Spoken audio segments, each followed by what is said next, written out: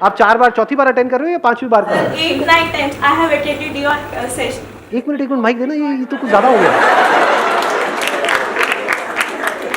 हाँ, एक minute mike देना। नहीं आप अपना एक्सपीरियंस शेयर करिए बाकी लोगों के साथ में, सबको मोटिवेशन मिलेगा। नहीं आपको ब्लॉक नहीं करेंगे, आपकी फोटोग्राफ बाहर लगाएंगे। शूटेड साइड का ऑर्डर रिलीज हो जाएगा हमारी तरफ से। मजाक कर रहा हूँ। हाँ, तो आपने ऐसा कैसे किया? 8 बार कैसे आ गए आप? मतलब सब मैंने पहले अपनी फैमिली, मदर, फादर, मोबाइल, अपना personal number, mom dad number, और फिर सर फैमिली में सब में मामा चाचा सबके ब्रदर और उनके नाम पे आप कैसे आ रहे हैं? क्योंकि फोटो आईडी भी चाहिए होता है यहाँ पे। अच्छा, नाम आपका है, मेरा नाम है, नंबर उनके हैं, नंबर और ईमेल आईडी उनके नाम हैं। है, नाम बस नंबर, मोबाइल नंबर उनके है, ईमेल आईडी भी उनका है, और नहीं तो जरूरत पड़ती तो मैं खुद ही बना लेती हूँ। कमाल है। Let's give big hand for her.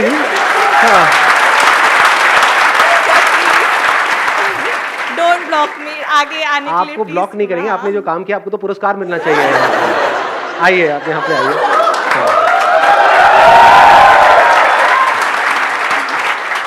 Wish you all the very best. अच्छा, प्रिया जी। सर आज तो मतलब सफल हो गई मेरी। आप तो आते रहेंगे वैसे, आप फिर मिलेंगे अगले सेशन में। कैंसिल करना आगे। बिल्कुल नहीं करेंगे।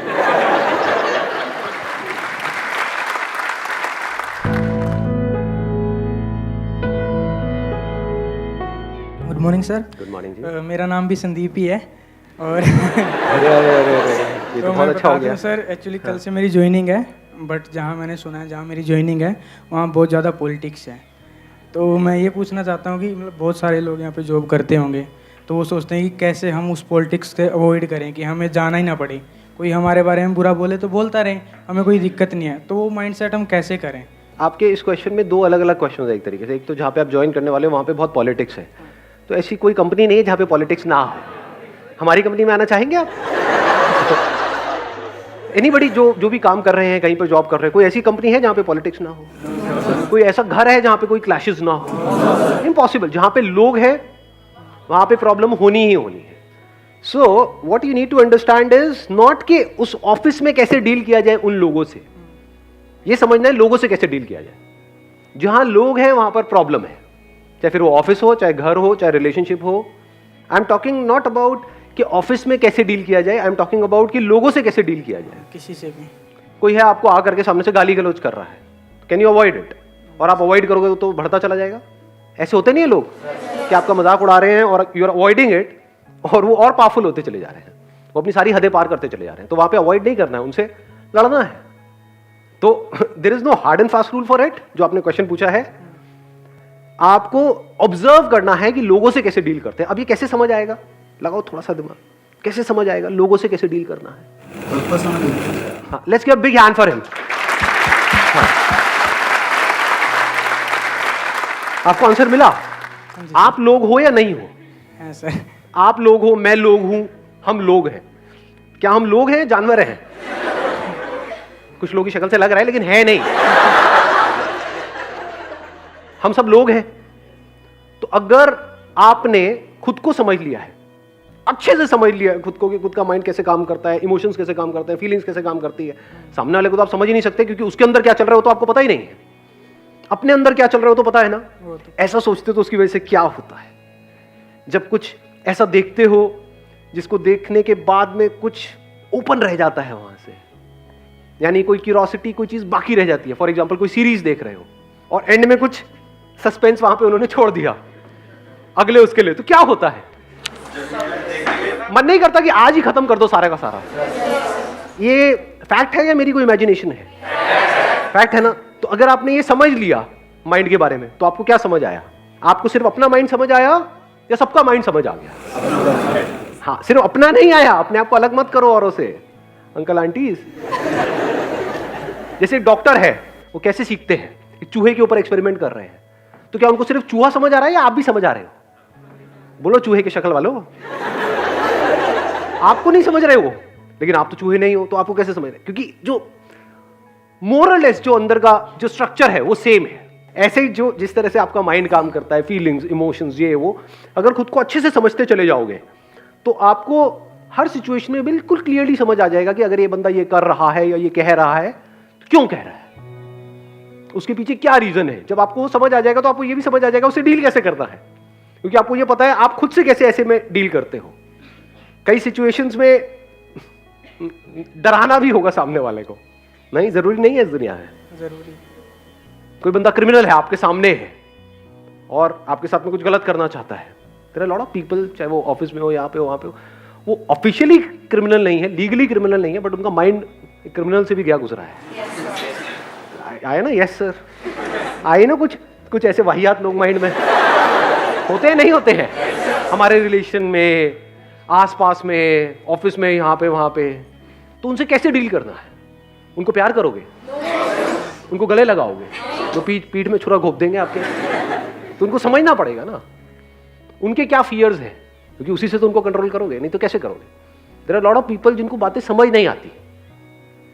दुनिया में ऐसे लोग भरे नहीं पड़े। सड़कों पे ये सब दिखता है, नहीं दिखता दिल्ली की सड़कों पे, लोगों को समझ नहीं आता। उनको अगर मैं बैठ करके ज्ञान दूँ या ये सब मेरी वीडियो सबको दिखाई जाए, देखो ट्रैफिक रूल्स को फॉलो करो, ये करो, किसी को समझ आएगा? वहीं पर अगर कुछ कैमरास लगे हो और उनके घर पे चालान जाए 1 लाख रुपए का, जैसे उन्होंने कुछ गड़बड़ करी, कोई करेगा उस रेड लाइट को जंप? हाँ, तो फिर किससे कंट्रोल हुए वो? प्यार से, बातों से, फियर से। तो कुछ केसेस में फियर को समझना जरूरी होता है।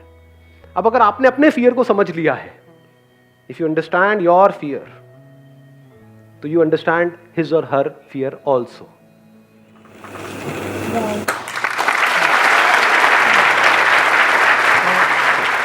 अभी किसी ने वाव बोला था, किसने वाव? अरे मतलब सुनते ही अच्छा लगा जो मैंने आंसर दिया। अच्छा लगता है ऐसे कुछ आवाजें आ जाती हैं, वाव। इनको दे दो माइक। हेलो सर, जो अभी आपने बोला कि फियर ज़रूरी है, या क्या हम कह सकते हैं फियर ज़रूरी है? जैसे अगर हमने कभी कोई ऐसा ट्रैक चुन लिया कि जिसमें हमें लगता है कि शायद हम ना कर पाए, तो उस समय में हमारे अंदर फियर आ जाता है कि हम वो कर पाएंगे या नहीं कर पाएंगे। तो उस फियर को कैसे कंट्रोल करना है? मैंने ये नहीं कहा कि फियर जरूरी है, मैंने कहा फियर है। मैंने ये नहीं कहा कि क्राइम जरूरी है, मैंने कहा है कि क्राइम है। समझ गए? दोनों में फर्क समझ आ रहा है? आप कहते हो कि कैंसर एक बहुत ही बुरी बीमारी है, नहीं होनी चाहिए, मान लिया। अब नहीं होनी चाहिए, वो है, लेकिन तो वहां से शुरुआत होती है उसका सॉल्यूशन निकालने की। फियर है, आपने इसको अच्छे से समझ लिया है। अब सवाल उठता है फियर क्या करता है हमारे साथ में। ये फियर, जब भी हम लाइफ में कुछ भी करने वाले होते हैं, कुछ भी कर रहे होते हैं और वो रिजल्ट हमको नहीं मिल रहा होता है, तो फियर हमको पैरालाइज कर देता है। क्या फियर ऐसा करता है? नहीं करता है। इन अदर वर्ड्स, कि जो भी आपका गोल है उससे आप हट जाते हो, ये फियर करता है। तो अब क्या करें? That must be the question, कि ऐसा होता है, ये नहीं कि ऐसा नहीं होना चाहिए। अब इसका क्या सोल्यूशन है? कि जिस वक्त वो फियर आया हमारे अंदर, वो फियर उठा। फियर उठता नहीं है बहुत बार किसी वजह से। अभी हो सकता है आप इस एनवायरनमेंट में उसको फील नहीं कर पा रहे हो, बट जब कुछ ऐसा हो रहा होता है जो उससे बिल्कुल अपोजिट होता है जैसा हम चाहते हैं, तो डर नहीं लगता है। जो हमारे पास होता है उसको खोने का डर नहीं लगता है, जो हम चाह रहे होते हैं उसके ना मिलने का डर नहीं लगता है। तो उस वक्त क्या करें? क्या करें? क्या ये बोले कि फियर नहीं होना चाहिए? क्या फियर से पीछे छुड़ाने के बारे में सोचे, या ये देखें कि फियर से पीछा छूटता कैसे है? दोनों में फर्क समझ आ रहा है? जब डर लगता है तो हम क्या पूछते हैं कि how to get rid of this fear. You can't get rid of fear. बारिश हो रही है, you can't get rid of it. यानी जिस भी वजह से आपको डर लग रहा है, फॉर एग्जाम्पल आप कहीं पे जॉब कर रहे हो, तो आपके अंदर डर है कि अगर मेरी जॉब चली गई तो क्या होगा, ये है ना। अब आप कहोगे मुझे डर ना लगे, ऐसा हो सकता है? क्या ऐसा होना चाहिए? या वो डर लग रहा है क्योंकि कोई ना कोई रीजन है, जैसे कोई बीमारी होती है उसकी वजह से कुछ सिम्टम्स आ रहे हैं बॉडी के लेवल पे, होता है नहीं होता है? मतलब जब कोई अंदर बीमारी होती है, कोई बैक्टीरिया है, कोई वायरस है, उसकी वजह से कुछ हो रहा है बॉडी के लेवल पे, स्किन के लेवल पे, तो एक तो ऑप्शन ये है कि आप बोलो कि ये ना हो, या ये कैसे जल्दी से ठीक हो जाए, मुझे ये बताओ। दूसरा है, अगर आपका एक्चुअल में माइंड तगड़ा है तो आप उसके कॉज तक पहुंच जाओगे, जो हो सकता है उससे बिल्कुल अलग हो जो अभी दिख रहा है सरफेस लेवल पे। आप उसके कॉज तक पहुंच गए तो क्या हुआ?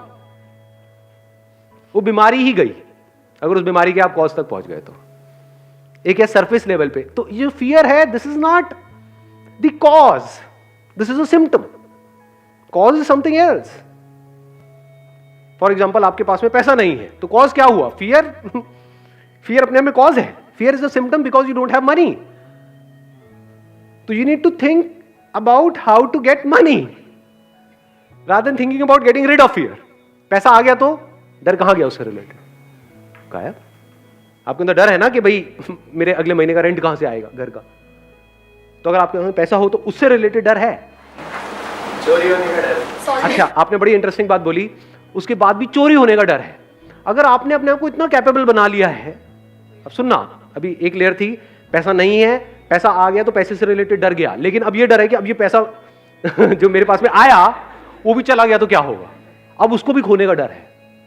अगर आप खुद को ऐसा बना लो कि पैसा खुद चल करके आपके पास में आए, ऐसे लोग हैं इस दुनिया में? नहीं है। पैसा उनके पीछे भागता है, वो पैसे के पीछे नहीं भागते हैं। जिसमें कैपेबिलिटी है पैसा उनके पीछे पीछे भागता है। पैसा मतलब क्या? पैसा किसको मिलता है? पैसा उसको मिलता है जिसके बेस पे, अगर आप जॉब कर रहे हो तो पैसा किसको ज्यादा मिलेगा? जिसके बेस पे वो कंपनी ज्यादा कमा सके। तो आप एक स्पेयर पार्ट के जैसे हो गए उतनी बड़ी मशीनरी में जिसको वो कंपनी बोलती है। तो अगर आप एक ऐसे स्पेयर पार्ट हो कि जिसको अगर निकाल दिया उसमें से तो पूरी की पूरी मशीनरी बंद हो जाएगी, तो आपकी वैल्यू ज्यादा है या नहीं?